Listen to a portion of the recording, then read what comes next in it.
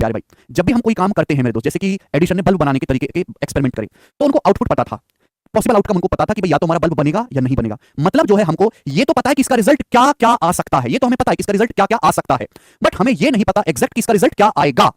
But ये जानकारी है कि इसका परिणाम क्या क्या आ सकता है, तो उसे हम बोलते हैं एक्सपेरिमेंट। ये मतलब हुआ in experiment in which all possible outcomes are known. हमें ये पूरी जानकारी है कि क्या क्या संभव जो है परिणाम आ सकते हैं, बट एग्जैक्ट आउटपुट क्या आएगा, एग्जैक्ट परिणाम क्या आएगा, वो हम जो है हम उसको प्रोडक्ट नहीं कर सकते एडवांस में। जैसे कि आप सिक्के को उछालो, सबसे सिंपल एग्जांपल, आप कॉइन को उछालते हैं तो हमें ये पता है कि भाई या तो हेड आएगा या टेल्स आएगा, यही दो चीज आएंगी, इसके अलावा तो कुछ नहीं आएगा। बट क्या कोई एग्जैक्ट बता सकता है कि सिक्के को उछालने उछालने पर हेड आएगा या टेल? एग्जैक्ट जो आउटपुट आप नहीं बता सकते। तो इस प्रोसेस को हम कहते हैं एक्सपेरिमेंट, रैंडम एक्सपेरिमेंट।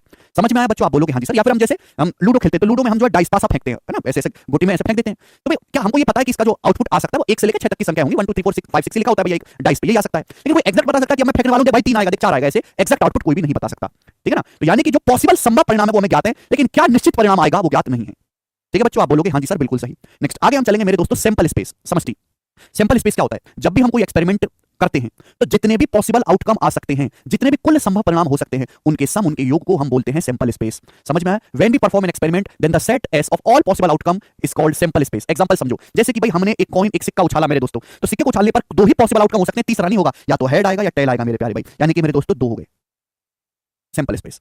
अब जैसे हमने दो सिक्के उछाले, दो सिक्के हमने एक साथ उछाले, तो देखो हो सकता है कि पहले पर हेड आ जाए, दूसरे पर हेड आ जाए, ये हो सकता है। आप बोलोगे हाँ सर। ऐसा भी हो सकता है कि पहले पर हेड आ जाए, दूसरे पर टेल आ जाए, ये भी हो सकता है कि दोनों पर टेल टेल टेल आ जाए, या फिर हो सकता है पहले पे टेल आ जाए, दूसरे पे हेड आ जाए। क्या और कोई पॉसिबल चीज आपको नजर आ रही है? इसके अलावा तो कुछ नहीं हो सकता। यानी कि मेरे पास 4 ही टोटल पॉसिबल आउटकम है, 1 2 3 4, तो मेरे पास 4 ही संभव परिणाम है जो आ सकते हैं। हमेशा आप उछालते रहो, जिंदगी भर आप उछालते रहोगे, इन चारों में से ही कोई एक रिजल्ट आपको देखने को मिलेगा अगर आप दो सिक्के एक साथ उछालते रहो। तो टोटल जो सैंपल स्पेस होगा, सैंपल स्पेस का मतलब समझना है कि जब भी हम कोई एक्सपेरिमेंट दोहराते हैं, करते हैं, तो जितने भी पॉसिबल आउटकम, जितने भी परिणाम आ सकते हैं, उन सभी के योग को हम क्या बोलते हैं? सैंपल स्पेस कहते हैं। उनका जो सेट है वो सैंपल स्पेस कहा जाता है। जैसे कि हम एक डाइस उछालते हैं तो 1 2 3 4 5 6, इन 6 नंबर के अलावा कभी कुछ नहीं आ सकता मेरे प्यारे भाई। तो सैंपल स्पेस कितने होंगे? डाइस को उछालने पर 6 पॉसिबल आउटकम है, टोटल 6। आप बोलोगे जी बहुत बढ़िया, ये बात हमें अच्छी तरीके से समझ में आई है।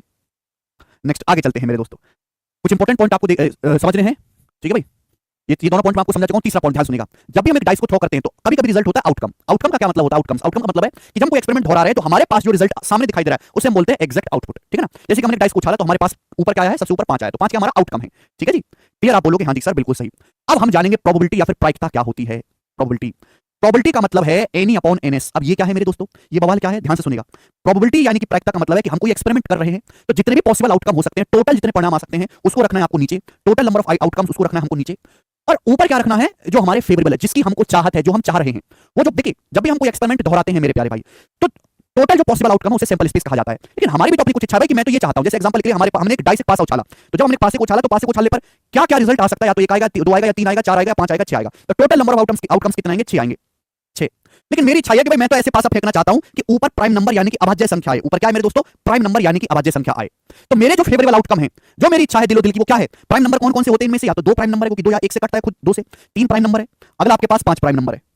तो यानी कि ये मेरे पास फेवरेबल आउटकम है कि भाई वैसे तो अगर मैं एक डाइस को उछालता हूं तो 6 टोटल आउटकम आ सकते हैं, लेकिन उनमें से 3 ऐसे हैं जो मेरे दिल की इच्छा है कि प्राइम नंबर आने चाहिए। तो प्राइम नंबर आने की संभावना क्या होगी? नीचे आप टोटल सैंपल स्पेस लिखेंगे 6, उसमें से मेरे डिजायर्ड रिजल्ट कितने हैं? 3, 3/6 यानी कि 1/2 इस सवाल इसकी जो है प्रोबेबिलिटी आ गई प्राइम नंबर आने की जब भी हम एक डाइस को उछालते हैं। तो प्रोबेबिलिटी का मतलब केवल इतना सा है मेरे दोस्तों कि number of favourable outcomes upon total number of outcomes. ठीक है जी? आप बोलोगे हाँ जी सर बिल्कुल सही। ठीक है? Probability is a measure of the likelihood of an event to occur. Probability जो है एक तरीका है किसी इवेंट को नापने का कि भाई इसकी होने की संभावना क्या है, किसी घटना को होने की संभावना क्या है, ये नापने का तरीका ही प्रोबेबिलिटी है। यानी कि प्रोबेबिलिटी एक तरीके से प्रेडिक्शन है। यानी कि जैसे मैंने एक अंदाजा लगाया है कि यार अगर मैं एक डाइस उछालता हूं तो हाफ हाफ चांस है, आधा ही चांस है मेरे दोस्तों कि उस पे उछालने पर एक प्राइम नंबर आए। ठीक है ना? Many events can not be predicted with total certainty. बहुत सारे इवेंट्स, बहुत सारी घटनाएं ऐसी हैं जिनको हम मेरे दोस्तों उनकी जो टोटल सर्टेनिटी के साथ उनको नहीं कहा जा सकता मेरे प्यारे भाई। बहुत सारी इवेंट ऐसी होती हैं जिनको हम प्रेडिक्ट ही नहीं कर सकते निश्चितता के साथ। तो ऐसे केस में हम केवल ये जो है श्योर कर सकते हैं कि भाई इस घटना के होने के चांस क्या हैं, क्या इसकी रेंज है कि ये जो है घटना हो पाएगी। तो प्रोबेबिलिटी की जो रेंज होती है वो 0 से लेकर 1 तक होती है। अगर किसी घटना की प्रोबेबिलिटी यानी कि प्रायिकता 0 है, इसका मतलब वो इंपॉसिबल इवेंट है, वो हो ही नहीं सकता, हो ही नहीं सकता। जैसे कि एग्जांपल के लिए एक साल में 400 दिन है, क्या संभावना है होने की? 0। भाई एक साल में 365 दिन होते हैं, लीप ईयर है तो एक दिन एक्स्ट्रा 366 हो जाएंगे। लेकिन मैं कह रहा हूं कि एक साल में 400 दिन है, कैसा होना संभव है? नहीं। तो कैसी है? इंपॉसिबल इवेंट है और इस घटना के होने की प्रायिकता 0 है।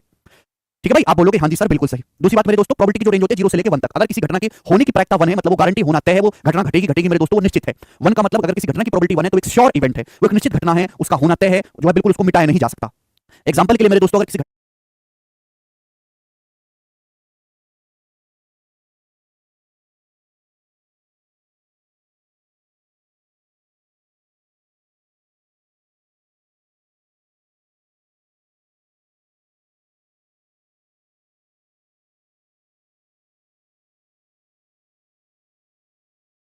की प्रोबेबिलिटी 1 है, क्या एग्जांपल ले ले मेरे दोस्तों, जैसे कि इस वीडियो को देखने के बाद आप प्रोबेबिलिटी सीख जाओगे। इस वीडियो को पूरा देखने के बाद जो है आप ये चैप्टर पूरा सीख जाओगे। इसकी प्रोबेबिलिटी क्या है, 1 है। ठीक है ना, इतना बढ़िया मैं पढ़ा रहा हूं, यानी कि श्योर इवेंट हो गया, निश्चित हो गया मेरे दोस्तों। ठीक है ना, no if no but, clear है, तो इसको हम कहेंगे श्योर इवेंट। अगर कोई इवेंट मेरे दोस्तों किसी घटना की प्रोबेबिलिटी 0 और 1 के बीच में, 0 का मतलब नो, वो घटना घटित ही नहीं हो सकती, 1 का मतलब वो घटना 100% सत्य है, घटेगी ही घटेगी। अगर किसी घटना की प्रायिकता नॉर्मली 0 से 1 के बीच में होती है, ठीक है ना, 0 और 1 के बीच में हम प्रेडिक्ट करते हैं कि घटना जो है घट पाएगी या नहीं। ठीक है बच्चों, ध्यान से सुनिएगा, आगे चलते हैं और एग्जांपल लेंगे। Probability of sure event is 1, निश्चित घटना की प्रायिकता हमेशा 1 होती है। एग्जांपल के लिए मैंने आपको बोला कि भैया आज सोमवार है, आज है सोमवार, तो बताओ कल मंगलवार होने की प्रायिकता क्या है। आज सोमवार है तो कल मंगलवार होने की प्रोबेबिलिटी यानी कि प्रायिकता क्या है, तो आप कहोगे सर 1। आज सोमवार है तो गारंटी है कल मंगलवार होगा ही होगा। श्योर इवेंट है, ये तो निश्चित है, भगवान का नियम, Monday Tuesday Wednesday Thursday Friday Saturday Sunday, फिर कहानी शुरू। आदमी जिंदा हुआ तो मरेगा भी जरूर, हमारे मरने की प्रायिकता क्या है, 1।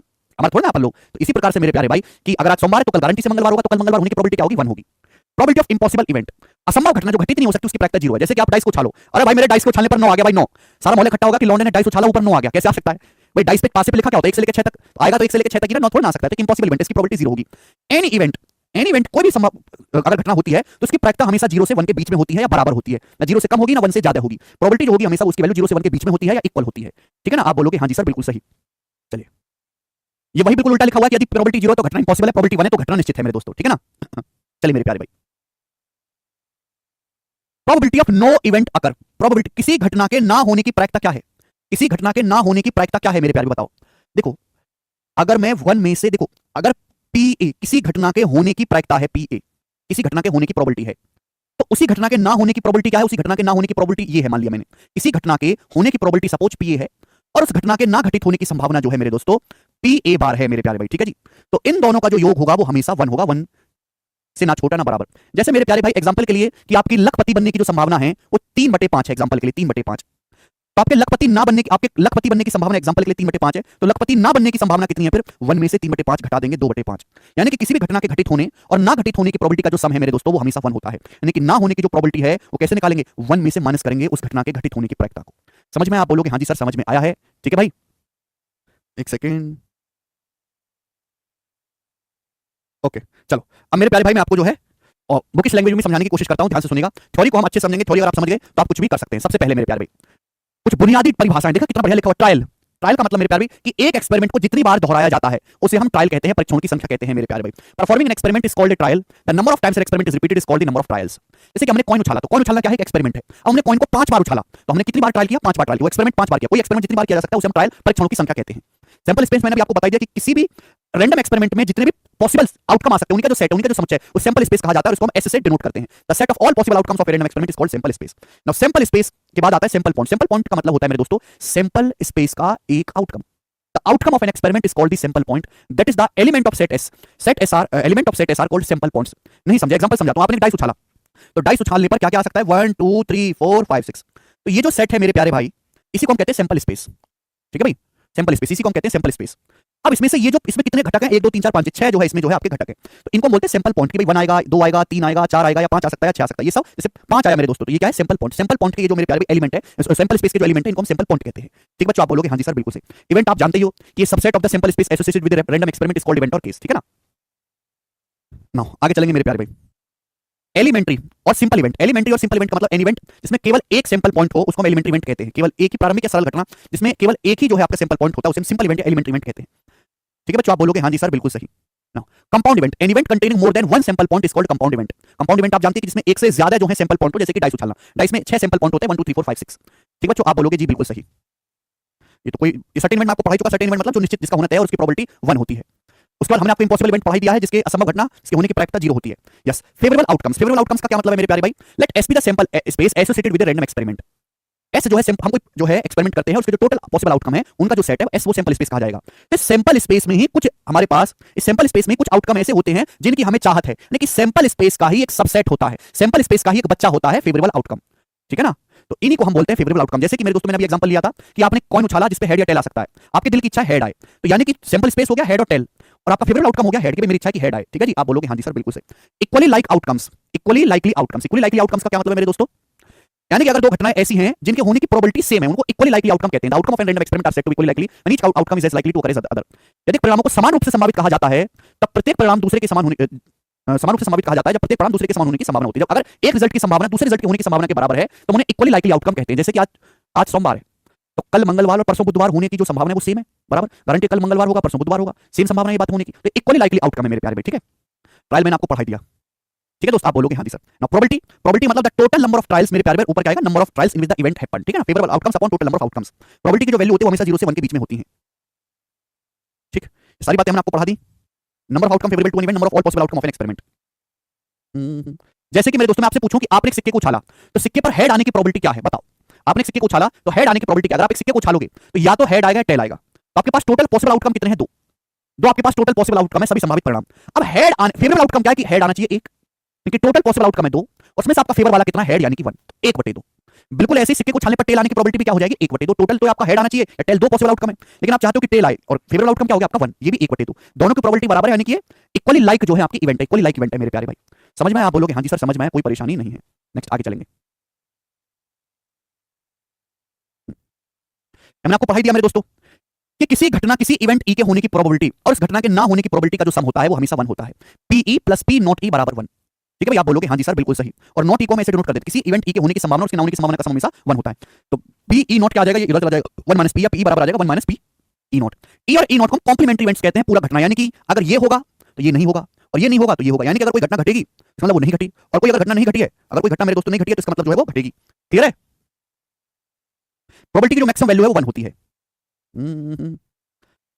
ओके मेरे प्यारे, आगे चलते हैं।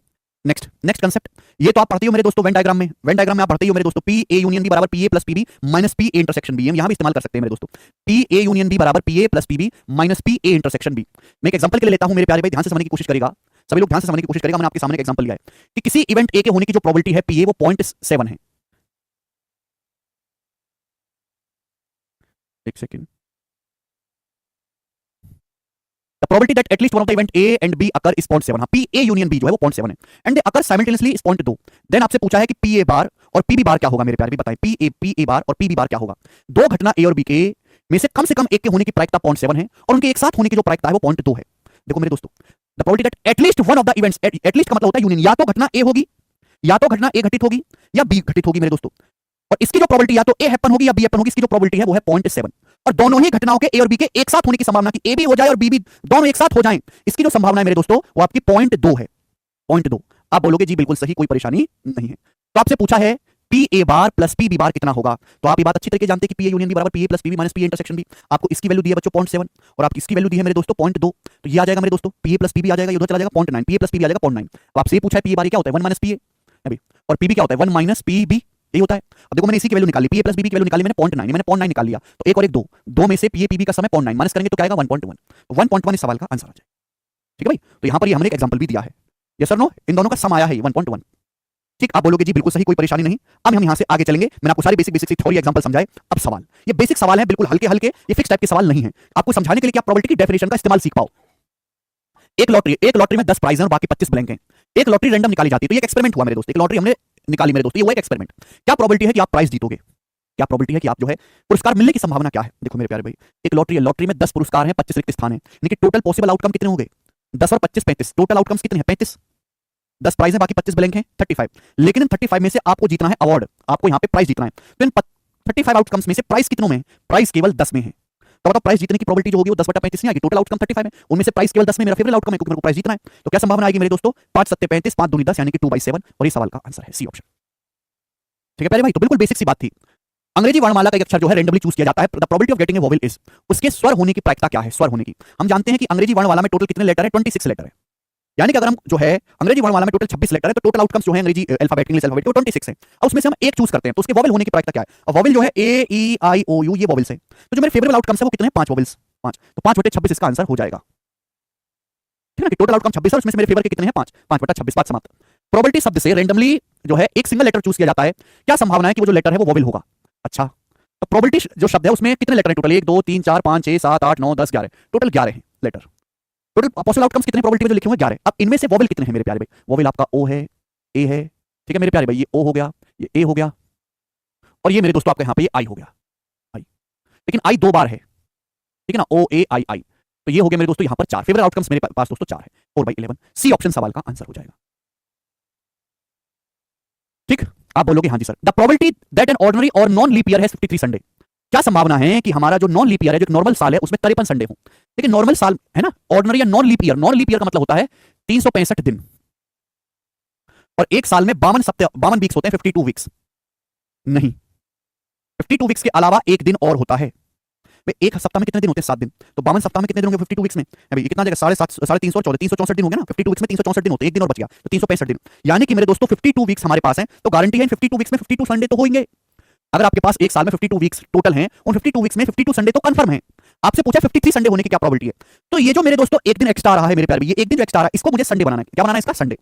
अब ये जो एक दिन एक्स्ट्रा आ रहा है, इसके टोटल पॉसिबल आउटकम है क्या है? ये जो एक दिन एक्स्ट्रा है, यहाँ पे संडे हो सकता है, या मंडे, या ट्यूसडे, या वेडनेसडे, या थर्सडे, या फ्राइडे, या सैटरडे, यानी कि 7 टोटल। ये जो एक दिन एक्स्ट्रा, इसके टोटल 7 डेज हो सकते हैं, और उनमें से मेरे दोस्तों मेरे को फेवरेबल आउटकम क्या है? मेरे को संडे बनाना है। संडे, तो संडे होने की जो संभावना है वो 1/7 हो जाएगी, 1/7। बहुत अच्छा सिंपल हल्का सा लॉजिकल सवाल है कि 52 वीक में 52 संडे तो होंगे, एक दिन जो एक्स्ट्रा बच रहा है इसको मुझे संडे बनाना है, तो क्या संभावना है मेरे दोस्तों? 1। ठीक, आप बोलोगे हाँ जी सर, और ठीक है भाई, ये एक दिन क्या क्या हो सकता है, टोटल पॉसिबल आउटकम्स क्या हो सकते हैं? संडे से लेकर सैटरडे तक टोटल 7 आउटकम्स हो सकते हैं। ठीक है, आप बोलोगे हाँ जी सर। सवाल नंबर 5, एक थैले में 1 2 3 4 5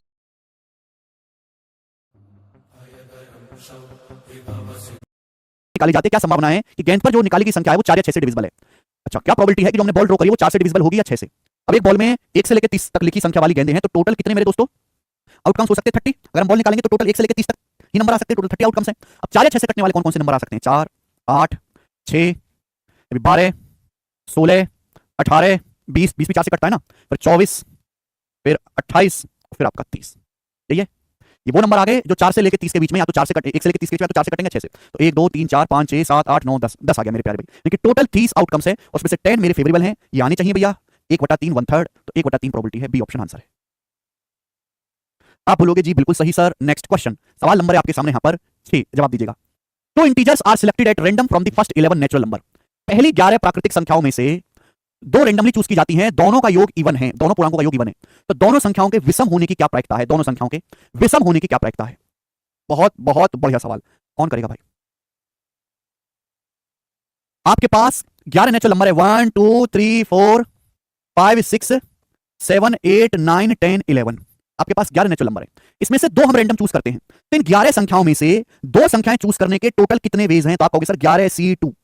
11 संख्याओं में से 2 संख्या चूज करने के कितने तरीके होते हैं सिलेक्शन के? 11C2। लेकिन पूर्णांकों का योग इवन है, तो दोनों संख्याओं के विषम होने की क्या प्रायिकता है?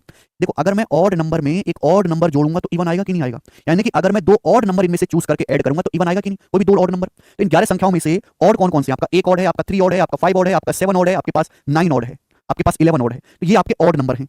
अगर मैंने किन्हीं भी 2 नंबर्स को ऐड करूंगा, 2 ऑड नंबर्स को, तो इवन आना ही आना है। तो यानी कि मेरे पास टोटल 11 संख्याएं, जिसमें से मैंने 2 चूज करी है, तो टोटल आउटकम्स है। लेकिन जो 2 संख्याएं मुझे चूज करनी है वो इनमें से होनी चाहिए, इनमें से कोई 2 होनी चाहिए। तो मेरे फेवर के कौन से आउटकम होंगे? मुझे 2 संख्याएं जो चूज करनी है मेरे दोस्तों, वो इन 1 2 3 4 5 6 इन 6 संख्याओं में से 2 होनी चाहिए, 6C2।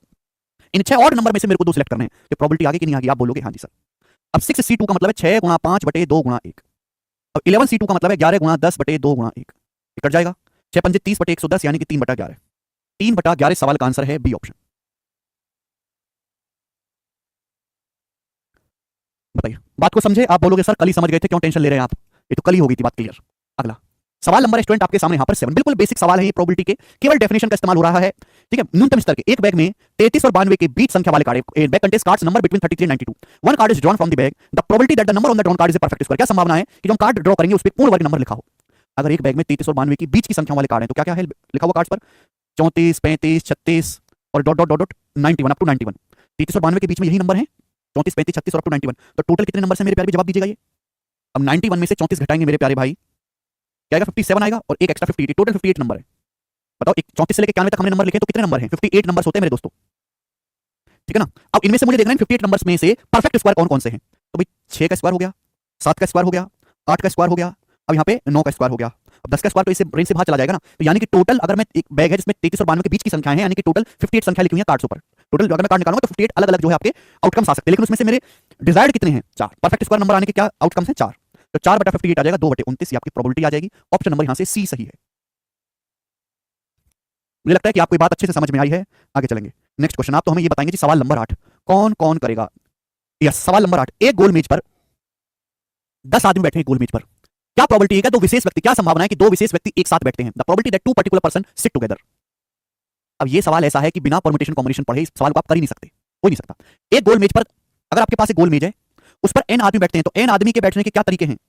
एक गोल मेज पर सर्कुलर टेबल पर n आदमी बैठने के तरीके कितने हैं? तो मैंने आपको बताया है n-1 फैक्टोरियल, एक घटा के फैक्टोरियल लेना है, पढ़ा दिया ऑलरेडी। तो एक गोल मेज पर 10 आदमी बैठने हैं, तो 10 आदमियों के बैठने के टोटल कितने तरीके हैं? Factorial 9, 10 minus 1 factorial 9। लेकिन 10 आदमी, ये तो हो गए टोटल वेज। अब टोटल में से जो मेरे फेवरेबल है वो क्या है भाई? मैं क्या चाहता हूं कि 10 आदमी में से 2 ऐसे स्पेशल आदमी हैं जो मुझे एक साथ बिठाने हैं, एक साथ। बाकी 8 कहीं बैठते रहो, कोई मतलब नहीं है। यानी कि 8 लोग बाकी कहीं बैठते रहे, ये 2 मेरे को एक साथ रखने, ये 2 महानुभाव एक साथ रखने। तो इन दो को आप एक ही यूनिट समझो, ये चुपके हुए मेरे दोस्तों एक दूसरे से, इनको आप एक ही आदमी समझो। नहीं आप ऐसे समझो कि 10 आदमी, आप ये समझो कि तो 9 ही आदमी हैं। 8 यार एक ही समझो, इसे 9 ही आदमी है, 9 आदमी। तो 9 आदमियों के बैठने के क्या तरीके हो गए सर्कुलर टेबल पर? फैक्टोरियल 8 भाई, 9 माइनस 1 हो जाएगा। 9 आदमी के बैठने के तरीके क्या हो जाएंगे? फैक्टोरियल 8। 9 आदमियों के बैठने के तरीके हो जाएंगे फैक्टोरियल 8। लेकिन ये तो हो गया, लेकिन ऐसा भी तो हो सकता है कि भाई ये आदमी लेफ्ट में बैठ जाए, राइट में बैठ जाए, इनके भी तो आपस में सफल होने के 2 तरीके हो सकते हैं। यानी कि 2 तरीके हो सकते हैं ना, मल्टीप्लाई बाय 2। यानी कि जो मेरे फेवरेबल आउटकम है वो फैक्टोरियल 8 गुणा 2 है।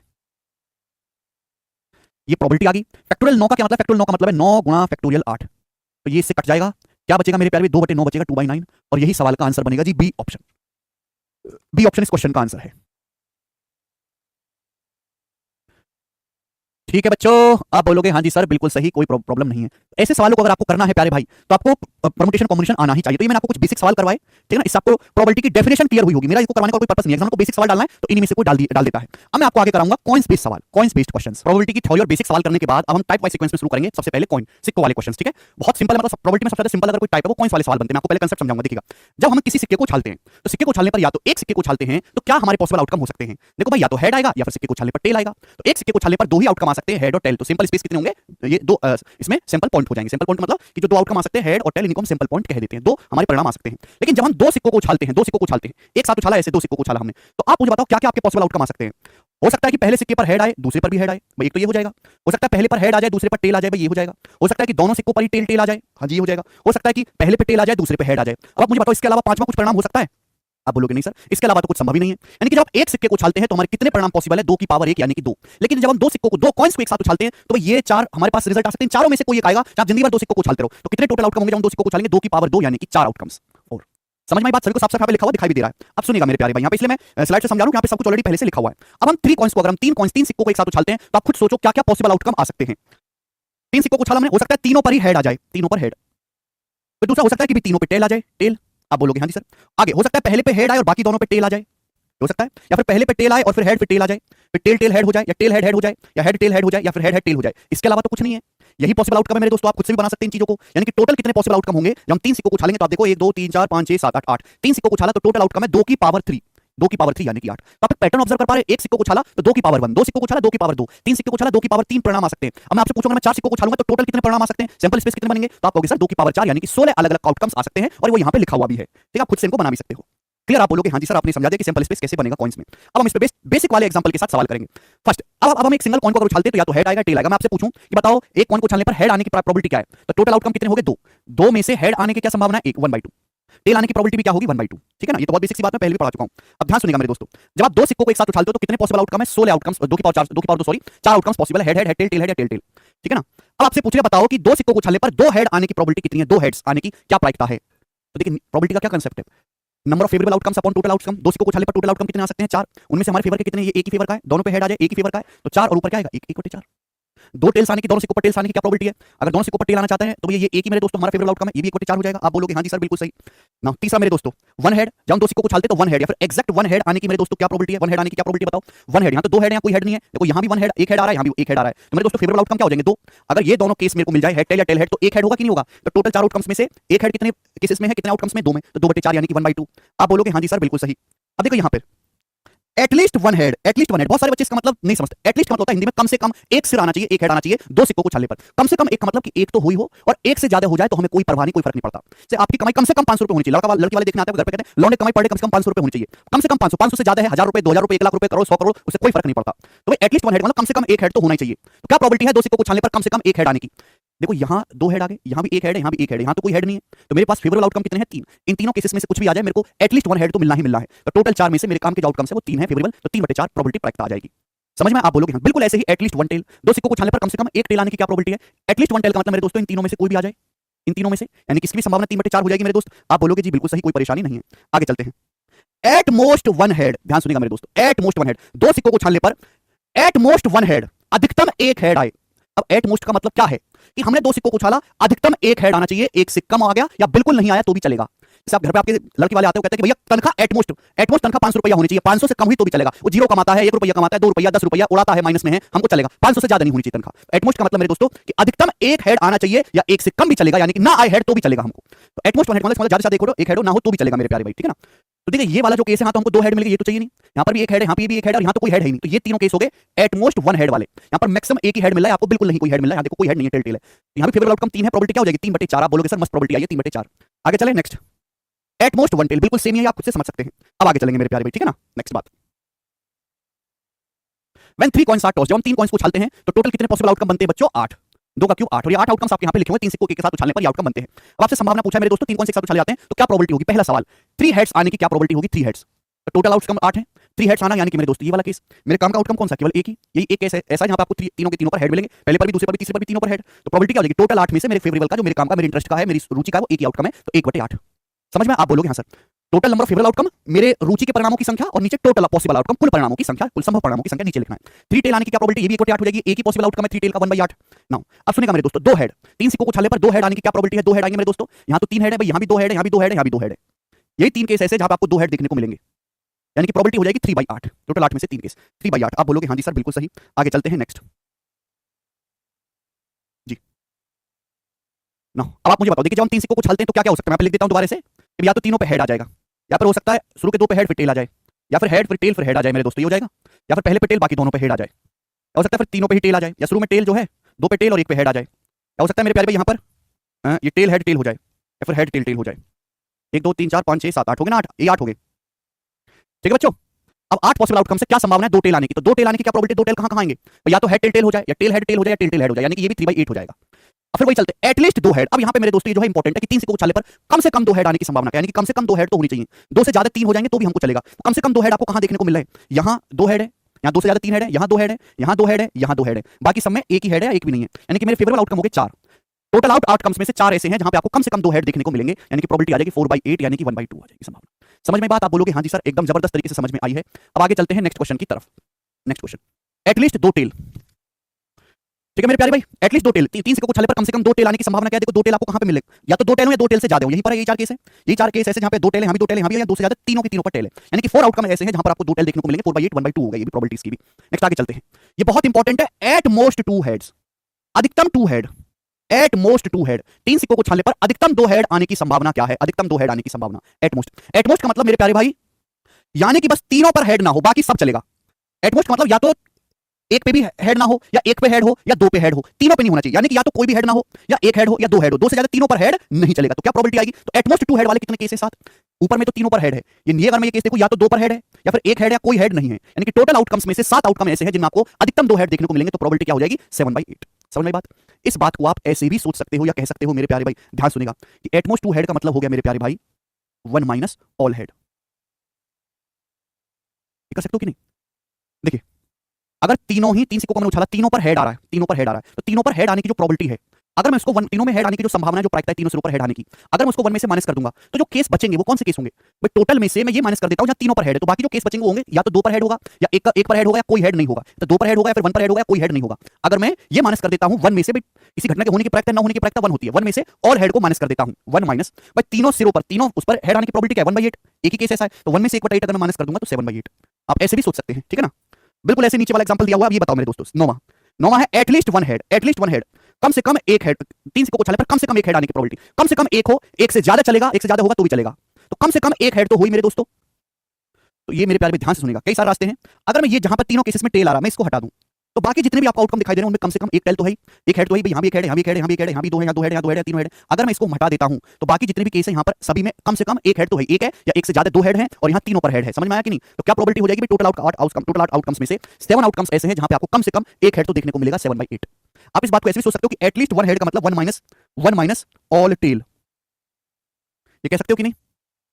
कम से कम एक हेड आने की संभावना क्या है, प्रोबेबिलिटी क्या है, अगर मैं 1 में से तीनों पर, अगर तीनों पर टेल आने की संभावना को, प्रोबेबिलिटी को हटा देता हूं, तीनों पर टेल आने की संभावना अगर हट जाएगी तो यानी कि हमको कम से कम तो एक ऐसा डालना ही पड़ेगा जिसमें एक हेड हो। आ जाएगा कि नहीं आ जाएगा, लॉजिक डेवलप करो। ये तो सीखा परम्यूटेशन कॉम्बिनेशन में, अगर मैं तीनों ही सिक्कों को छालने पर ऊपर टेल आने की संभावना को माइनस कर दूंगा 1 में से, तो बाकी जो केस बचेंगे उनमें तीनों पे टेल तो आ नहीं सकता, तो बाकी कम से कम एक पे तो हेड डालना ही पड़ेगा। आ जाएगी ना प्रोबेबिलिटी 1 माइनस, और तीनों पर टेल आने की प्रोबेबिलिटी क्या है भैया 1/8, तो ये भी 7/8 आ जाएगा।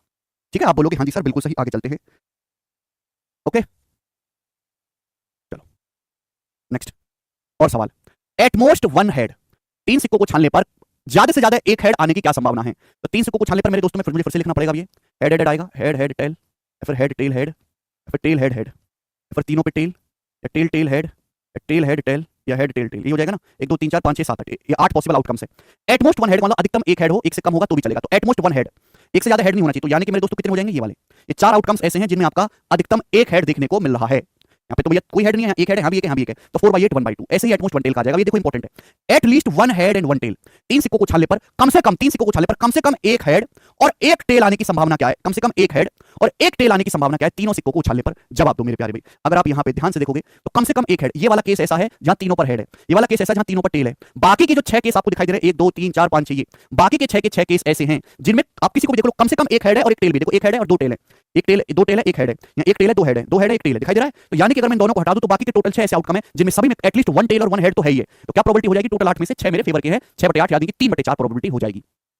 समझ में आई बात? आप बोलोगे हाँ जी सर समझ में आई। आगे चलते हैं, नो टेल, तीन सिक्कों को छानने पर कोई भी टेल ना आने की प्रायिकता क्या है? नो टेल आने की क्या संभावना है बताओ जल्दी से। नो टेल आने की संभावना क्या है? नो टेल आने का मतलब है ऑल हेड शुड बी कम, तीन सिक्कों को छानने पर कोई टेल नहीं आना चाहिए, यानी कि क्या आना चाहिए? ऑल हेड आने चाहिए, सभी पर हेड ही हो, यानी कि केवल ये एक केस ऐसा जहां पे कोई टेल आपको देखने को नहीं मिल रहा। तो क्या प्रोबेबिलिटी हो जाएगी मेरे दोस्तों? 1/8। बात समाप्त? आप बोलोगे हाँ जी सर समाप्त। ना ये बताओ, नो हेड्स आने की प्रोबेबिलिटी क्या है? तीन सिक्कों को छानने पर नो हेड्स, अगर कोई हेड्स नहीं आना चाहिए यानी कि ऑल टेल, अगर कोई हेड्स नहीं आएगा यानी कि सारे के सारे क्या आने चाहिए? टेल्स आने चाहिए, और तीनों पर टेल आने की क्या प्रोबेबिलिटी है? एक ही केस ऐसा है हमारा, 1/8। ठीक है भाई? आप बोलोगे हाँ जी सर। तो ये सारी बेसिक थी, मैंने बेसिक बेसिक एग्जांपल आपको समझाए। अब हम सवाल करेंगे जो प्रीवियस ईयर के आ चुके हैं, डिफरेंट डिफरेंट एग्जाम में। ठीक है ना बच्चों? सारी थ्योरी मैं आपको पढ़ा चुका हूं। ठीक है भाई? ओके, सारे तो हमने पढ़ लिए मेरे दोस्तों। ठीक है ना? सारे मैंने आपको एग्जांपल भी दे दिए। आगे चलते हैं सवालों पे। सवाल नंबर है 9 आपके सामने। ठीक है ना? मैं स्लाइड वैसे अपलोड करवा दूंगा पूरी, कोई डिफरेंट अगर एग्जांपल बात होगी तो मैं आपको देख लेता हूं एक बार, कोई है इनमें से? यही है मेरे दोस्तों। चलिए सवाल नंबर आपके सामने यहाँ पर 9 बनाओ। Describe the sample space for the experiment in which a coin is tossed and the dice is throne. आपसे बोला सैंपल स्पेस की गणना वर्णन कीजिए इसमें एक सिक्का उछाला जाता है और एक पासा फेंका जाता है। मेरे दोस्तों कितने सैंपल स्पेस आ सकते हैं? आपने मेरे दोस्तों एक सिक्का उछाला और इधर से एक बंदे ने पासा फेंका, दो घटनाएं हुई, दोनों घटनाएं बिल्कुल इंडिपेंडेंट है, एक का दूसरे से कोई लेना देना नहीं है, इंडिपेंडेंट इवेंट है। तो आप मुझे बताओ कितने सैंपल स्पेस बनेंगे? एक सिक्के को उछालने पर मेरे प्यारे भाई, ध्यान सुनिएगा, एक सिक्के को उछालने पर, एक सिक्के को उछालने पर मेरे प्यारे भाई दो सैंपल स्पेस बन सकते हैं, हेड या टेल। और जब आप एक डाइस को उछालते हो तो 6 बन सकते हैं, या तो एक आएगा, 2 या 3 या 4 या 5 या 6, 6 बन सकते हैं। तो आपने एक सिक्का उछाला और एक आपने डाइस उछाला, दोनों इंडिपेंडेंट है। सिक्का उछालने और डाइस उछालने में कोई भी जो है कनेक्शन नहीं है, एक दूसरे से बिल्कुल स्वतंत्र घटनाएं हैं। अब सिक्का पे क्या आता है, उसका डाइस पे क्या आएगा, इससे कोई लेना देना नहीं है। तो टोटल कितने सैंपल स्पेस बनेंगे? अगर दो घटनाएं एक दूसरे से स्वतंत्र है तो सैंपल स्पेस के लिए सीधी सीधी आपको मल्टीप्लाई कर देना है 12। आप कहोगे सर कैसे? एग्जांपल दीजिए। हो सकता है कि सिक्के पर हेड आए और डाइस पर 1 आ जाए, सिक्के पर हेड आए डाइस पर 2 आ जाए, सिक्के पर हेड आए डाइस पर 3 आ जाए, सिक्के पर हेड आए डाइस पर 4 आ जाए, सिक्के पर हेड आए डाइस पर 5 आ जाए, सिक्के पर हेड आए डाइस पर 6 आ जाए। अभी भी हो सकता है सिक्के पर टेल आए डाइस पर 1 आ जाए, सिक्के पर टेल डाइस पे 2, सिक्के पर टेल डाइस पे 3 आ जाए, ये टेल 4, सिक्के पर टेल डाइस पे 5 आ जाए, सिक्के पर टेल डाइस में 6 आ जाए। इसके अलावा और कुछ पॉसिबल आउटकम है तो मुझे बताओ आप। इसके अलावा कुछ आ सकता है क्या? नहीं। तो बताओ टोटल बच्चों गिनने पर कितने बन रहे हैं? टोटल गिनने पर कितने बनने? 12 बनने की नहीं 12? आप बोलोगे हाँ सर 12 बन रहे हैं। ठीक है ना? तो ये जो है मल्टीप्लाई कर देना है। तो मैं आपको यही समझाना चाह रहा था मेरे प्यारे भाई कि दो घटनाओं को स्वतंत्र घटना कहा जाता है यदि एक घटना की घटना या गैर घटना दूसरी घटना की घटना या गैर घटना को प्रभावित नहीं करती है। समझ में? दो घटनाओं को परस्पर इंडिपेंडेंट स्वतंत्र घटनाएं कहा जाता है जब एक का घटित होना दूसरे के घटित होने पर कोई प्रभाव नहीं डालता। जैसे बेस्ट एग्जांपल था कि भाई हमने एक सिक्के को उछाला और एक हमने दूसरे हाथ से डाइस उछाला, दोनों में क्या परिणाम आएंगे ये एक दूसरे पर निर्भर नहीं करता मेरे प्यारे भाई। ठीक है बच्चे? आप बोलोगे हाँ जी सर बिल्कुल सही, कोई जिसमें दिक्कत नहीं है। तो ऐसे घटनाओं की अगर पहली घटना की प्रायिकता सपोज पीए है, पीए, और दूसरी घटनाओं की प्रायिकता जो पीबी है, पीपी, तो इन दोनों घटनाओं ए और बी की जो प्रायिकता होगी, दोनों घटनाओं में से किसी एक के होने की जो प्रायिकता होगी वो क्या होगी? सीधी सीधी इनकी मल्टीप्लाई हो जाएगी। दोनों में से किसी के होने की जो प्रायिकता होगी वो मल्टीप्लाई। और सैंपल स्पेस आपको निकालना है, प्रोबेबिलिटी के लिए मल्टीप्लाई करेंगे और सैंपल स्पेस आपको निकालना है तो उसमें भी टोटल आउटकम्स की गुणा करेंगे, जैसे मैंने अभी एग्जांपल में किया था। तो ऐसी घटनाओं को हम बोलते हैं इंडिपेंडेंट इवेंट। समझ में आया? आप बोलोगे हाँ जी सर बिल्कुल सही, कोई प्रॉब्लम नहीं है। ठीक है बच्चे? आप बोलोगे जी बिल्कुल सही। आगे चलते हैं, ये बताओ एक सिक्के को 3 बार उछाला जाता है, परिणाम रिकॉर्ड किए जाते हैं, कितने संभावित परिणाम है? 3 बार उछाला सिक्के को तो 8 परिणाम आएंगे, 2 की पावर 3। बात समाप्त। ये मैं आपको बता चुका हूं मेरे दोस्तों, ये मैं आपको बता चुका हूं। सवाल नंबर जो है 11 खुद से ट्राई करेगा, क्वेश्चन मैं आपको बता चुका हूं। ठीक है ना जी? 3 कॉइन्स आर टोस्ट। तो ये वाला बताओ एग्जैक्टली वन हेड, एक सिक्के को 3 बार उछाला जाता है, एग्जैक्टली वन हेड आने की क्या प्रोबेबिलिटी है? ये वाला बताओ। तो एग्जैक्टली वन हेड जो आएगा मेरे दोस्तों या तो हेड टेल टेल हो जाएगा अभी, या फिर टेल हेड टेल हो जाएगा, या फिर टेल टेल हेड हो जाएगा। इसके अलावा तो कोई नहीं आएगा ना। तो प्रोबेबिलिटी क्या हो जाएगी? टोटल 8 में से 3/8। 3 सिक्के उछाले जाते हैं, find the probability of no heads. No heads आने की प्रोबेबिलिटी क्या है? नो हेड्स आने की प्रोबेबिलिटी का मतलब है कि ऑल टेल शुड बी कम। ये भी मैंने आपको पढ़ा दिया, ये वाला केस चाहिए। तो टोटल 8 में से एक केस ऐसा होगा जिसमें कोई हेड नहीं आएगा, तीनों टेल आएंगे, 1/8 जी। The probability of getting 4 heads in 8 throws of a coin. आपसे पूछा एक सिक्के को 8 बार उछालने पर 4 हेड्स आने की प्रायिकता क्या है? अगर आप एक सिक्के को 8 बार उछालते हो तो कितने पॉसिबल आउटकम्स होंगे? 2 की पावर 8 ये होंगे। ये बात सभी को समझ में आती है? एक सिक्के को उछालने पर 2 की पावर 1, दो सिक्कों को उछालने पर 2 की पावर 2, तीन सिक्कों को उछालने पर 2 की पावर 3, चार सिक्कों को उछालने पर 2 की पावर 4, 8 सिक्कों को उछाला 2 की पावर 8। अब आपने मेरे दोस्तों एक सिक्के को 8 बार उछाला है, 8 बार। तो 8 बार उछालने पर मेरे प्यारे भाई क्या बोला इसमें? 4 हेड्स, 4 पर हेड आने की क्या प्रोबेबिलिटी है? तो देखिए मेरे दोस्तों ध्यान से सुनिएगा, थोड़ा सा दिमाग लगाने वाला। मैं यहाँ पे पूरा तो बना के नहीं देख सकता, 128 सैंपल स्पेस तो बना के मैं चेक नहीं करूंगा, तो मैं कॉम्बिनेशन का इस्तेमाल करूंगा कि जब आप एक सिक्के को उछालते हो तो कितने आउटकम्स आएंगे। वैसे तो 128 हो सकते हैं, एक सिक्के को 8 बार उछाला जाता है। 4 चित आने की प्रायिकता क्या है? हाँ 4 चित आने की। तो मेरे दोस्तों ध्यान से सुनिएगा मेरे प्यारे भाई, एक टाइम पे तो एक ही आता है ना। जैसे आप पहली बार उछालते हो या तो हेड आएगा टेल आएगा, दूसरी बार उछाला या तो हेड आएगा टेल आएगा, इन दोनों में से कोई एक ही तो आएगा। तो जो हमारा एग्जैक्ट आउटपुट है वो तो 8 ही आएंगे, और उन 8 एग्जैक्ट आउटपुट में से मेरे काम के कितने? 4 हेड, 4 हेड। तो यानी कि 8 एग्जैक्ट आउटपुट में से आपके काम के कितने हैं जो आपको चाहिए? 4 हेड। यानी कि टोटल पॉसिबल आउटकम होंगे 2 की पावर 8, और उसमें से मेरे दोस्तों आपको चाहिए 8c4। 2 की पावर 8 यानी कि 128, और 8c4 का मतलब हो गया जी 8 गुणा 7 गुणा 6 गुणा 5, और नीचे 4 गुणा 3 गुणा 2 गुणा 1। तो ये हो जाएगा 4 दूनी 8 से 8 कट जाएगा, 3 दूनी 6, ये 14 पंजे 70, 70 बटे ये 28 आ जाएगा। 8 7 6 5 और नीचे 4 3 2, 4 दूनी 8 4 3 दूनी 6, तो 5 दूनी 10, 70 बटे 128 आएगा, जो कि 35 बटे 64 होगा। सॉरी यहाँ पर 35 बटे 64 इस सवाल का आंसर होगा, सी ऑप्शन करेक्ट है। समझ में बात? आप बोलोगे हाँ जी सर एकदम करेक्ट बात समझ में आई है। आगे चलेंगे 14वां सवाल। जब 2 सिक्कों को एक साथ उछाला जाता है, 2 सिक्कों को, तो कम से कम एक जो है एटलीस्ट 1 टेल आने की क्या प्रोबेबिलिटी है? 2 सिक्कों को जब हम एक साथ उछालते हैं तो भाई या तो हेड हेड आएगा, या हेड टेल आएगा, या टेल हेड आएगा, या टेल टेल आएगा। तो टोटल आउटकम होंगे 4। कम से कम मेरे दोस्तों यहाँ पर एक टेल, एटलीस्ट 1 टेल, एक से ज्यादा चलेंगे तो भी कोई दिक्कत नहीं, तो एटलीस्ट 1 टेल आने की कितने केस हैं? 3 बटे 4 इसका आंसर हो जाएगा पहला ऑप्शन। आगे चलेंगे।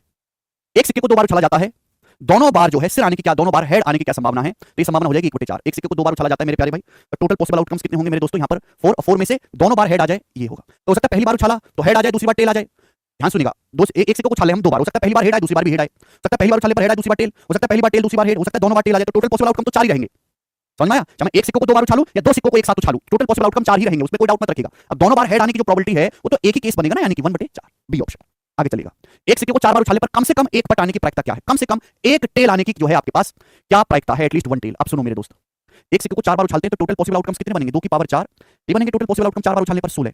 आपसे पूछा एटलीस्ट 1 टेल आने की क्या प्रोबेबिलिटी? एटलीस्ट 1 टेल का मतलब होता है 1 माइनस ऑल हेड, यानी कि जितने भी पॉसिबल आउटकम्स हैं, जितने भी पॉसिबल आउटकम्स हैं, अगर मैं उसमें से भाई एक सिक्के को हम 4 बार उछालते हैं, चारों पर अगर हेड आ जाए, चारों बार उछालने पर ये माइनस कर दूं, ये घटा दूं, तो बाकी जितने भी केस बनेंगे वो ऐसे होंगे जिनमें कम से कम एक टेल तो जरूर ही होगा। भैया जब भी मैं एक सिक्के को 4 बार उछालता हूं तो 4 परिणाम आएंगे हर बारी, ठीक है ना, इस तरीके से। तो अगर मैं ये वाला चारों पर जब हेड आ रहा है, ये वाला केस अगर माइनस कर दूंगा, तो बाकी जितने भी होंगे उनमें कम से कम मुझे एक टेल तो डालना पड़ेगा, या फिर हो सकता है 2 टेल डालने पड़ जाए। इस तरीके से आप बोलोगे हाँ जी सर, तो मैं देखूंगा 1 माइनस ऑल हेड। तो भैया एक बार बताओ, टोटल आपके पास 16 आउटकम्स हैं, जिनमें से ऑल हेड आने की क्या चांस है? केवल एक। तो 1 में से 1/16 माइनस कर दूंगा तो क्या बचा? ए ऑप्शन 15/16 सवाल का आंसर हो जाएगा। समझ में बात? आप बोलोगे हाँ जी सर। आइए 17वां। एक सिक्कों को एक के बाद एक 5 बार उछाला जाता है, कम से कम 3 हेड आने की क्या प्रोबेबिलिटी है? 3 हेड आने की बताएं बच्चों। एक सिक्के को एक के बाद एक 5 बार उछाला जाता है, एक के बाद एक 5 बार उछाला जाता है एक ही सिक्के को, तो मेरे दोस्तों टोटल कितने आउटकम बनेंगे? 2 की पावर 5 यानी कि 32 आउटकम्स बनेंगे टोटल। अब एटलीस्ट 3 हेड आने की क्या प्रोबेबिलिटी? मतलब कम से कम 3 तो आए, 3 से ज्यादा भी आ जाएंगे तो हमें कोई परेशानी नहीं है। अब बताओ, देखो भैया हमारे पास मेरे दोस्तों जब भी मैं एक सिक्के को 5 बार उछालूंगा तो जो एग्जैक्ट आउटपुट आएंगे वो 5 आएंगे। अब इन 5 आउटपुट में से मुझे कितने पर हेड चाहिए? 3 पर हेड चाहिए। तो कितने केस, कितने कॉम्बिनेशन बनाए जा सकते हैं जिनमें इन 5 एग्जैक्ट आउटपुट में से 3 पर हेड हो? 5c3। मैं पूरा बना के तो देखूंगा नहीं 32 को, मैं ऐसे देखूंगा कि जब आप सिक्के को उछालते हो ये जो 5 आपके एग्जैक्ट आउटपुट आएंगे, मैं कितनी जगह पर, कितने प्लेसेस पर, कितने कॉम्बिनेशन से 3 जगह पर हेड या 3 से ज्यादा भी रखा जा सकता है मेरे प्यारे। एटलीस्ट 3 होना चाहिए, या फिर 3 से ज्यादा मेरे दोस्तों 4 पर भी हो जाएगा, प्लस 5c4, और या फिर 5 पर भी हो जाएगा। तो ये बनेंगे मेरे दोस्तों, या तो टोटल 5 में से 3 पर हो, दूसरा तरीका 5 में से 4 पर हेड हो, या फिर तीसरा तरीका 5 में से 5 पर हेड हो, या तो तीनों 3 पे हेड हो, या फिर 4 पे हेड हो, या फिर 5 पे हेड हो। तो ऐसे कितने कॉम्बिनेशन बनेंगे मेरे दोस्तों? ये बनेंगे। 5c3 का मतलब हो जाएगा मेरे प्यारे भाई 5c2 यानी कि 10, 5c4 का मतलब हो जाएगा 5c15, और 5c5 का मतलब हो जाएगा 1, यानी कि हो जाएंगे 16। तो 16/32 यानी कि 1/2 सवाल का आंसर बनेगा सी ऑप्शन। आप बोलोगे हाँ जी, बताओ बच्चों। 18 6 सिक्के एक साथ उछाले जाते हैं, कम से कम 4 हेड आने की क्या प्रायिकता है? बिल्कुल ऐसा ही सवाल है, करवा देते हैं। 6 सिक्के एक साथ फेंके जाते हैं तो टोटल पॉसिबल आउटकम्स होंगे 2 की पावर 6, ठीक है भाई, यानी कि मेरे दोस्तों 64, 64। अब कम से कम मेरे दोस्तों 4 हेड आने की, अब देखो ये 6 है, 6 आपके एग्जैक्ट आउटपुट आएंगे, 1 2 3 4 5 6। अब कम से कम 4 हेड हो, 4 से ज्यादा अगर 5 हेड आ जाए हमें कोई दिक्कत नहीं, 6 के 6 हेड आ जाए हमें कोई दिक्कत नहीं। तो 6 आउटकम्स में से मेरे प्यारे भाई एक तरीका तो है कि 6 में से 4 पर आए, एक काम का एक तरीका हो गया। दूसरा तरीका यह है कि 6 में से मेरे दोस्तों 5 पर हेड आ जाए, और तीसरा ये होगा कि 6 में से 6 पर हेड आ जाए। तो 64 का मतलब 62 आ गया, यानी कि 6 गुणा 5/2 30। 6c5 का मतलब हो गया मेरे दोस्तों 6, और 6c का मतलब हो गया 1। तो 6 और 1 7 और 30 37 आ गया, 37/64। कम से कम 4 हेड। 64 क्या हो जाएगा? 6c2 हो जाएगा। 62 का मतलब 6 गुणा 5/2 गुणा 1 15 आएगा, सॉरी। तो 15 और ये 7 आएगा मेरे दोस्तों 22, ये 22/64 आएगा। 2 से काटेंगे तो यहां पर हो जाएगा 11/32। तो बी ऑप्शन आंसर है। समझ में बात? आप बोलोगे हाँ जी सर बिल्कुल से। 3 points are tossed, find the probability of exactly 2 heads. ठीक 2 हेड्स आने की संभावना क्या है? 3 सिक्के उछाले गए, तो ये तो मैंने आपको बता दिया मेरे दोस्तों। 3/8 सी ऑप्शन कर सकते हैं आप इसको खुद से, आसान सवाल है, ये बनाएंगे। 4 सिक्के एक बार में उछाले जाते हैं, 4 सिक्के एक बार में, तो आपसे एक्जैक्टली 3 हेड आने की क्या प्रायिकता है? 4 सिक्के अगर एक बार में उछाले जाएंगे मेरे प्यारे भाई, तो टोटल आउटकम होंगे 2 की पावर 4 यानी कि 16, और उसमें से एग्जैक्ट 3 टेल्स, ठीक है, 3 टेल्स यानी कि या तो तीनों पे टेल हो आखिर में हेड हो जाए, या फिर मेरे दोस्तों शुरू में 2 टेल हो बीच में हेड फिर टेल आ जाए, या फिर टेल हो फिर हेड फिर बाकी में 2 टेल आ जाए, या फिर हेड हो फिर तीनों पे टेल आ जाए। और कुछ बनता है क्या? यही तो मेरे पास केस बनते हैं जिनमें एग्जैक्ट 3 आपके टेल होंगे, तो कितने बनते हैं मेरे दोस्तों? 4 पॉसिबल आउटकम्स। तो 4 बटे 2 की पावर 4 यानी कि 16 यानी कि 1/4 इस सवाल का आंसर बनेगा, ए ऑप्शन 1/4। ये बात समझ में आती है? आप बोलोगे सर एकदम अच्छी तरीके से आती है, ठीक है, यस सर नो। अब देखो मैं ऐसे ना करके मैं ये भी सोच सकता हूं कि भाई अगर मैं 4 सिक्के एक बार में उछालूं तो 4 ही एग्जैक्ट आउटकम आएंगे, 4 एग्जैक्ट आउटकम। अब मुझे इनमें से 3 पर टेल चाहिए, तो कितने तरीके में से 4 में से 3 चीजें चुनी जा सकती हैं, 3 के कॉम्बिनेशन बनाए जा सकते हैं, 4C3, 4C3 का मतलब होता है 4C1 यानी कि 4। ये तो परमुटेशन कॉम्बिनेशन में पढ़ाया था, जिसको परमुटेशन कॉम्बिनेशन नहीं आता वो बेचारा ऐसे गिनता रहेगा, टाइम लगेगा उसे। जैसे आता है मेरे दोस्तों, वो जैसे ये बड़ा सवाल था ये वाला, उसे सेकंड्स में पकड़ लिया हम लोगों ने, ठीक है ना। देखो बनाना नहीं पड़ा पूरा, वरना 64 केस कौन बना के गिनेगा? जिसको कॉम्बिनेशन आता है वो कर लेगा, कि कॉम्बिनेशन सिखाया है कि n चीजों में से, n थिंग्स में से r वस्तु सेलेक्ट करने के तरीके एनसीआर होते हैं। अब हमने किसी काम को करने का एक तरीका ढूंढ लिया, जैसे या तो एक तरीका कि 4 हेड आ जाए, फिर दूसरा तरीका ढूंढा है, दूसरा तरीका 5 हेड आ जाए, तो दूसरा तरीका ढूंढ लेते तो प्लस करते चले जाते हैं मेरे दोस्तों, जब तक टोटल हमारा पूरा ना हो जाए। आगे ये 21वां सवाल मैंने आपको करवा दिया एग्जांपल में, ये बताओ मेरे दोस्त 22 number. 3 unbiased coins are tossed, 3 निष्पक्ष सिक्कों को उछाला जाता है, अधिकतम 2 चित आने की, एटमोस्ट 2 हेड आने की प्रोबेबिलिटी है। एटमोस्ट 2 हेड का मतलब मेरे प्यारे भाई कि अधिकतम 2 हेड आए, 2 से कम भी रहेगा तो भी चलेगा मेरे दोस्तों। तो भैया अगर मैं इसमें से माइनस कर दूं ऑल टेल, अगर मैं इसमें से ऑल टेल वाला केस माइनस कर दूं 1 में से यानी कि ये, तो बाकी जो केस बचेंगे 3 सिक्कों को उछाले ना, ये माइनस करता हूं, तो मुझे कहीं ना कहीं जो है एक जगह तो हेड डालना ही पड़ेगा ना, कहीं ना कहीं अगर मैं केस माइनस करता हूं तो कहीं ना कहीं एक जगह हेड डालना पड़ेगा, या फिर मेरे दोस्तों 2 जगह हेड डालना पड़ेगा। अच्छा ये भी माइनस करना पड़ेगा मेरे दोस्तों, ये भी माइनस एटलीस्ट, ये वाला नहीं सॉरी, ये वाला केस सॉरी सॉरी सॉरी, ये केस माइनस कर दूं, ये वाला और गलती कर दी हमने। What the probability of getting at most 2 head, या तो 2 हेड आए या 2 से कम 1 आ जाए, या तो 2 हेड आए या 1 हेड आए या कोई हेड ना आए। तो अगर मैं ये वाला केस माइनस कर देता हूं सभी पॉसिबल आउटकम्स में, या तीनों पर हेड है, तो बाकी जो केस बचेंगे या तो उनमें कहीं हेड नहीं होगा, या एक प्लेस पर हेड होगा, 2 प्लेस पर हेड होगा। तो 1 माइनस तीनों पर हेड आने की संभावना 1/8 है, सॉरी 1 माइनस ऑल हेड आएगा, ये आ जाएगा 7/8, बी ऑप्शन, ठीक है जी। 3 सिक्के उछालेंगे कम से कम 1 हेड, ये भी मैंने आपको बता दिया है भैया। ये बताओ सवाल नंबर 24, एक सिक्के की 3 उछालो या 3 सिक्कों की उछाले की बात है मेरे दोस्तों, मैं बारी बारी से अल्टरनेटिवली हेड और टेल आने की क्या प्रायिकता है? एक सिक्के की 3 उछाले 3 सिक्कों की उछाल में बारी बारी से चित्त और पट आने की क्या प्रायिकता है? अच्छा अल्टरनेट ऑर्डर पे आने चाहिए मेरे दोस्तों हेड और टेल, यानी कि पहले हेड आ जाए फिर टेल आ जाए फिर हेड आ जाए, अल्टरनेट ऑर्डर हो गया ना, या फिर टेल आ जाए फिर हेड आ जाए फिर टेल आ जाए। इसके अलावा कोई अल्टरनेट ऑर्डर बनता है क्या? ये बनते हैं, यही 2 केस बनते हैं। बताओ आपने एक सिक्के को 3 बार उछाला, तो टोटल पॉसिबल आउटकम्स कितने होंगे? 2 की पावर 3। अब बोला कि बारी बारी से है ना अल्टरनेटिवली हेड और टेल आने की क्या संभावना, यही है हेड टेल हेड या फिर टेल हेड टेल, यानी कि 2, तो आ जाएगा मेरे दोस्तों 1/4। आप बोलोगे हाँ जी सर बिल्कुल सही। सवाल नंबर 25 बताइए बच्चों इसका क्या आंसर है? बेहतरीन सवाल है, मैं आपको 3 क्वेश्चन कराऊंगा, अब तीनों दिमाग लगाने वाले क्वेश्चन है, अभी तक तो बहुत सिंपल थे।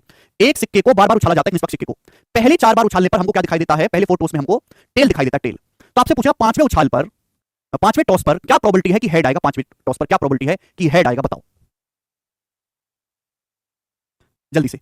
एक सिक्के को बार बार उछाला हमने, पहले 4 बार पे जो है टेल आ गया, टेल ये फिक्स है।